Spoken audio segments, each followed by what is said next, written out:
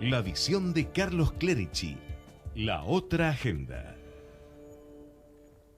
La política está muy activa estos días en la Argentina por las elecciones frecuentes en las provincias y por el cierre de las listas para las nacionales, las de la ciudad y las de la provincia de Buenos Aires.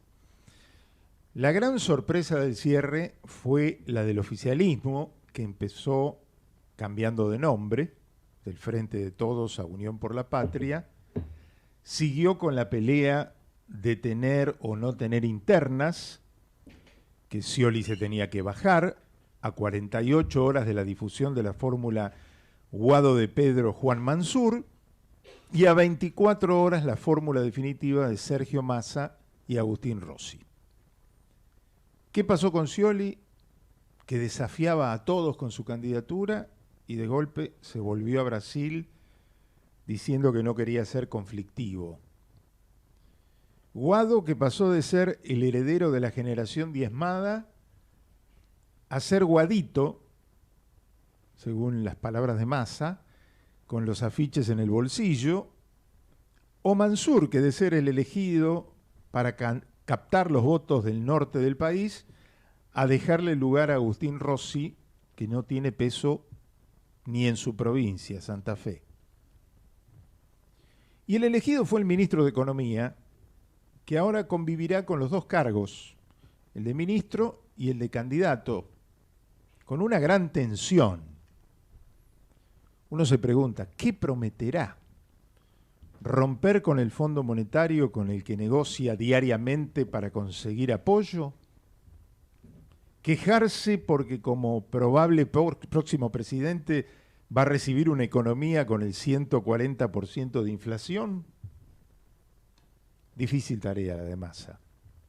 Sin contar con los escandalizados por su candidatura desde adentro de su movimiento, como Grabois, que se bajaba de la interna con la candidatura de Guado y estalló con la novedad de Massa, a punto tal de volver a subirse a la pelea tras publicar un video donde trata al ministro de Economía como el peor de los Judas de la historia.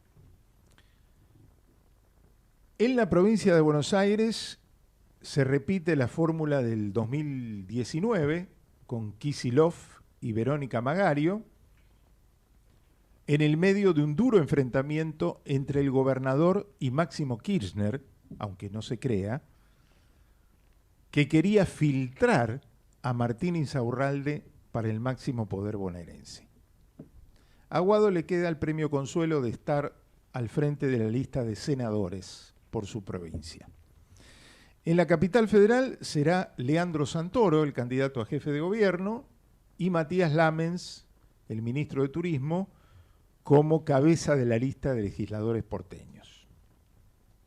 En Juntos por el Cambio no hubo grandes sorpresas con la inclusión de radicales en las fórmulas, tal cual se preveía.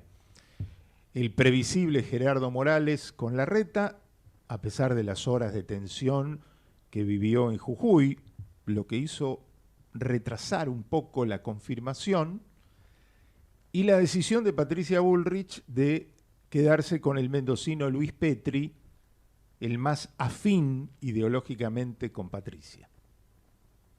El intendente de San Isidro, Gustavo Pose, será el acompañante de Santilli en la lista de Larreta en la provincia de Buenos Aires, mientras que Néstor Grindetti estará acompañado por el intendente de Trenquelauquen, el radical Miguel Fernández, por el lado de Patricia Bullrich, un hombre muy vinculado, Fernández, a Maximiliano Abad, que es el hombre fuerte del radicalismo bonaerense, que va a encabezar finalmente la lista de senadores. En tanto, por la lista de Larreta y Santilli, el candidato a senador será el recientemente incorporado a Juntos por el Cambio, José Luis Espert. Senador por la lista de Larreta y Santilli.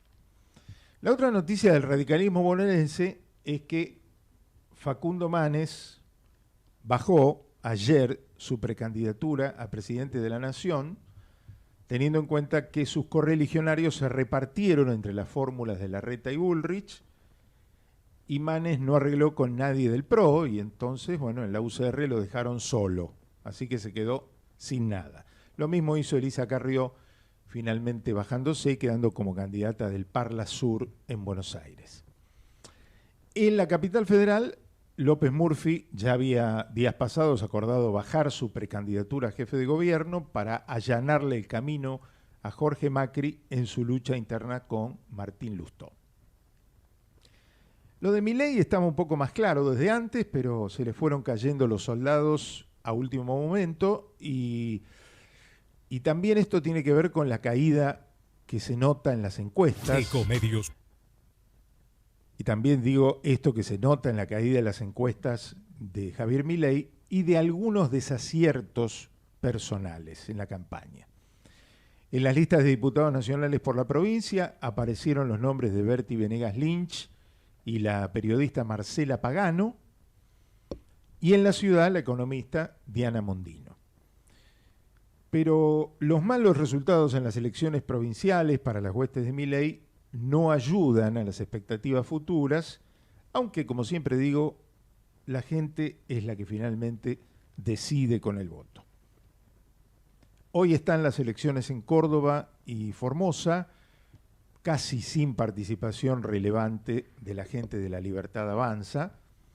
Una gran expectativa, sí, por la provincia mediterránea, para ver si Luis Juez puede dar la sorpresa de desbancar al peronismo cordobés de Schiaretti. Sería un gran golpe de efecto para Juntos por el Cambio y sobre todo para Patricia Bullrich. Lo de Formosa no creo que traiga mayores sorpresas, todas las encuestas le dan favorables al gobernador Infran, el peso de Gildo Infran en esa provincia es demasiado para la oposición, el gobernador va por su 7ª reelección. Volviendo a las elecciones nacionales, algunas curiosidades. En tiempos de paridad de género, es raro ver que la fórmula oficialista nacional tenga a 2 varones, o que la de Larreta también. Patricia tiene paridad, obviamente, porque es la candidata a presidenta, y también lo tiene Milei, con una candidata a vicepresidenta, y también la izquierda con Miriam Bregman de candidata.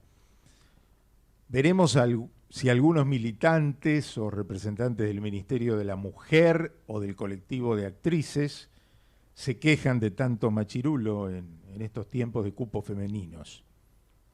Otra curiosidad, y es lo que dicen algunos referentes K, con Massa, Larreta, Bullrich y Milei, la balanza se inclinó definitivamente hacia la derecha. Se cierra una etapa y se abre otra.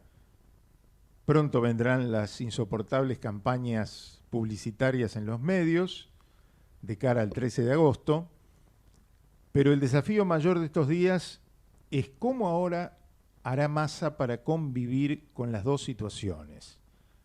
Trabajar y rogar de rodillas para que no le estalle todo por el aire, que se le vaya con la economía, de modo que no le exploten las ilusiones de conseguir lo que hasta ahora nunca pudo lograr, llegar a la presidencia, cosa que ya intentó en 2015.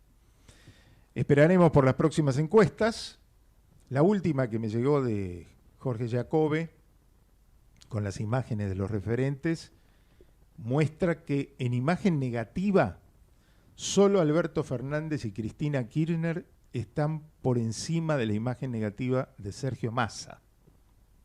71,4 Alberto, 64,3 Cristina y ahí nomás 64,2 Sergio Massa, con solo 15% de imagen positiva y 15,9% de imagen regular.